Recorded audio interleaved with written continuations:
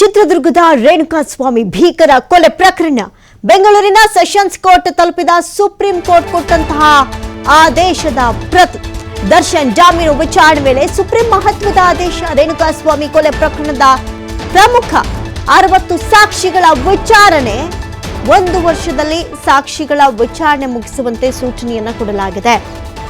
ಒಂದು ವೇಳೆ 1 ವರ್ಷದಲ್ಲಿ ವಿಚಾರಣೆ ಪೂರ್ಣಗೊಳ್ಳದಿದ್ರೆ ಜಾಮೀನಿಗೆ ಪರಿಗಣನೆ ಮಾಡಬೇಕಾಗತ್ತೆ ಅನ್ನುವಂಥದ್ದು ಒಂದು ಸೂಚನೆ ಬಂತು. ಹಾಗಾಗಿ 1 ವರ್ಷದೊಳಗಡೆ ಇರುವಂತಹ ಎಲ್ಲಾ ಸಾಕ್ಷಿಗಳನ್ನ ವಿಚಾರಣೆ ಮಾಡಬೇಕು ಅಂತ ಪರ ವಿರೋಧ ಚರ್ಚೆಗಳು ನಡೀತು.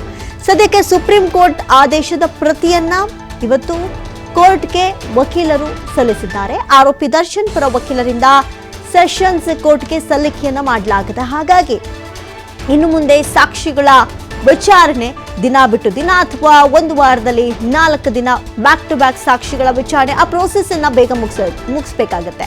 ಯಾಕಂತ ಹೇಳಿದ್ರೆ ಬಹಳಷ್ಟು ಡಿಲೇ ಆಯ್ತು.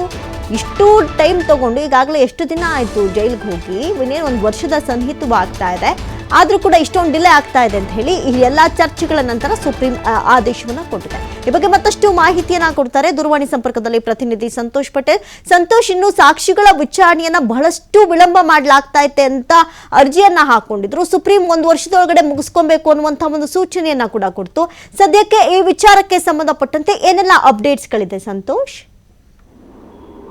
ಮೊನ್ನೆ ಸುಪ್ರೀಂ ಕೋರ್ಟ್ಗೆ ದರ್ಶನ್ ಜಾಮೀನು ಕೋರಿ ಅರ್ಜಿಯನ್ನು ಹಾಕಿದ್ರು. ಅರ್ಜಿ ವಿಚಾರಣೆಯನ್ನು ಮಾಡಿದಂತ ನ್ಯಾಯಾಲಯ ಏನಂತ ಹೇಳಿದ್ರೆ, ಈ ಪ್ರಕರಣಕ್ಕೆ ಸಂಬಂಧಪಟ್ಟ ಹಾಗೆ ಸಾಕ್ಷಿಗಳ ವಿಚಾರಣೆ ವಿಳಂಬ ಆಗ್ತಾ ಇದೆ. ವಿಳಂಬ ಆಗ್ಬಾರ್ದು, ಅದು ಉದ್ದೇಶಪೂರ್ವಕವಾಗಿ ವಿಳಂಬ ಆಗ್ಬಾರ್ದು, ಅದನ್ನ ಸರಿ ಕೂಡ ಅಲ್ಲ. ಹೀಗಾಗಿ 1 ವರ್ಷದೊಳಗೆ ಇಡೀ ಪ್ರಕರಣದ ಸಾಕ್ಷಿಗಳನ್ನ ಅಂದ್ರೆ 272 ಸಾಕ್ಷಿಗಳಿರುವಂತದ್ದು. ಇಷ್ಟು ಸಾಕ್ಷಿಗಳನ್ನ ಇವರು ಈ ಕಳೆದ 8 ತಿಂಗಳಿಂದ ಕೇವಲ 10 ಜನರನ್ನ ಮಾತ್ರ ವಿಚಾರಣೆಯನ್ನು ಮಾಡಿರುವಂತದ್ದು. ಅದೇ ರೀತಿಯಾಗಿ ಡಿವೈಡ್ ಮಾಡ್ಕೊಂಡ್ರೆ 16 ವರ್ಷಗಳಾಗ್ಬಿಡುತ್ತೆ. ಈ ಕಾರಣಕ್ಕಾಗಿ ಆದಷ್ಟು ಬೇಗ ಅರ್ಜಿ ಸಾಕ್ಷಿಗಳ ವಿಚಾರಣೆಯನ್ನು ಮಾಡ್ಬೇಕು ಅಂತ ಹೇಳಿ ದರ್ಶನ್ ಪರ ವಕೀಲರು ಮನವಿಯನ್ನ ಮಾಡ್ಕೊಂಡಿದ್ರು. ಅದರಂತೆ ನ್ಯಾಯಾಲಯ ಕೂಡ ಅದನ್ನ ಗಮನಿಸಿ ಏನು ಕೋರ್ಟ್ಗೆ ಇರ್ಬೋದು ರಿಜಿಸ್ಟ್ರಾರ್ಗೆ ಸೂಚನೆಗಳನ್ನು ಕೊಟ್ಟಿರುವಂತದ್ದು. ಏನು ಈಗಾಗಲೇ ಇರುವಂತ ಸಾಕ್ಷಿಗಳೇನೆಂದ್ರೆ 1 ವರ್ಷದೊಳಗೆ ನೀವು ಅವ್ರನ್ನ ವಿಚಾರಣೆಯನ್ನು ಮಾಡಬೇಕು, ವಿಚಾರಣೆಯನ್ನು ಮಾಡಿ ಪ್ರಕರಣದ ಟ್ರಯಲ್ ಅನ್ನ ಮುಗಿಸ್ಬೇಕು ಅಂತ ಸೂಚನೆ. ಅದರಲ್ಲೂ ವಿಶೇಷವಾಗಿ ಆ ಸಂದರ್ಭದಲ್ಲಿ ಪಿಪಿ ಅವರು ನಂದೇಗೌಡ ಪಿಪಿ ಅವರು ಹೇಳಿರುವಂತದ್ದು, ನಾವು ಸುಮಾರು 60 ಪ್ರಮುಖ ಸಾಕ್ಷಿಗಳನ್ನ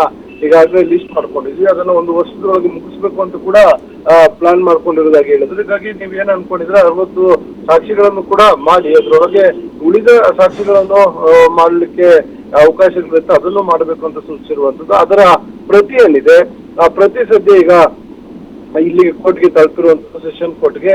ಸೊ ಅದನ್ನ ಕೋರ್ಟ್ಗೆ ತಲುಪಿದ ಬಳಿಕ ಸೋಮವಾರ ಆ ಪ್ರತಿ ಏನಿದೆ ಅದ್ರಲ್ಲಿ ಬಂದಿರುವಂತಹ ಆದೇಶವನ್ನ ಗಮನಿಸಿಕೊಂಡು ಡೇ ಬೈ ಡೇ ಪ್ರತಿದಿನ ಏನು ಅರ್ಜಿ ಟ್ರಯಲ್ ಅನ್ನು ನಡೆಸಲಿಕ್ಕೆ, ಸಾಕ್ಷಿಗಳ ವಿಚಾರಣೆಯನ್ನು ನಡೆಸಲಿಕ್ಕೆ ಸೂಚನೆ ಮಾಡಿರುವಂತದ್ದು. ಅದಕ್ಕೆ ತಕ್ಕಂತೆ ವಾರದಲ್ಲಿ ಪ್ರತಿದಿನ ಆಗಲಿಲ್ಲ ಕೂಡ ಮಿನಿಮಮ್ 4 ದಿನ ಆದ್ರೂ ಕೂಡ ಸಾಕ್ಷಿಗಳನ್ನ ವಿಚಾರಣೆಯನ್ನು ಮಾಡಲಿಕ್ಕೆ ಬೇಕಾಗಿರೋ ತಯಾರಿಯನ್ನ ಮಾಡಿಕೊಳ್ಳಲಾಗ್ತಿದೆ ಅನ್ನೋ ಮಾಹಿತಿಗಳು ಲಭ್ಯವಾಗಿರುವಂತದ್ದು. ಅಮೃತ, ಥ್ಯಾಂಕ್ ಯು ಸಂತೋಷ್ ಪಟೇಲ್ ತಮ್ಮೆಲ್ಲ ಡೀಟೇಲ್ಸ್ಗಾಗಿ.